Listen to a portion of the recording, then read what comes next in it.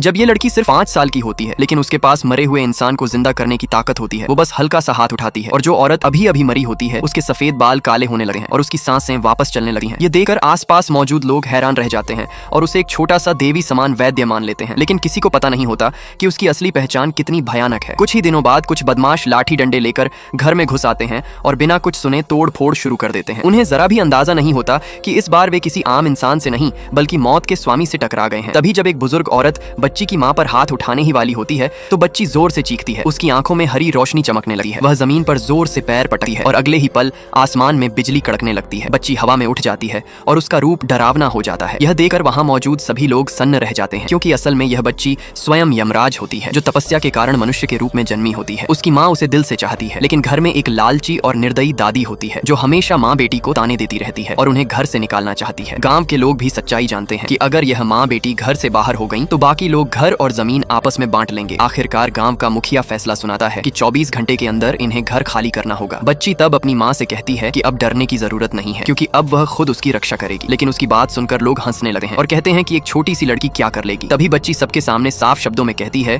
कि यह घर उसके पिता की आखिरी निशानी है और कोई भी इसे छीन नहीं सकता। जो भी जबरदस्ती करेगा उसका अंजाम तय है। उसकी बात सुनकर लोग आग बबूला हो जाते हैं और धमकी देते हैं कि घर को गिरा दिया जाएगा। अगले ही दिन मजदूरों को बुला लिया जाता है और घर की दीवारें तोड़ी जाने लगी हैं। बच्ची की माँ रोती है, हाथ जोड़ती है, लेकिन कोई उसकी एक नहीं सुनता। तभी बच्ची आगे बढ़ती है और कहती है कि यह यम का घर है और जो इसे नुकसान पहुंचाएगा वह जीवित नहीं बचेगा। वह अपनी माँ को अंदर भेजती है और खुद सामने खड़ी हो जाती है। उसका दिल गुस्से और दर्द से भरा होता है और उसी पल वह तय कर लेती है कि अब किसी भी निर्दोष पर जुल्म नहीं होने देगी, क्योंकि वह सिर्फ एक बच्ची नहीं बल्कि न्याय और मृत्यु की शक्ति है।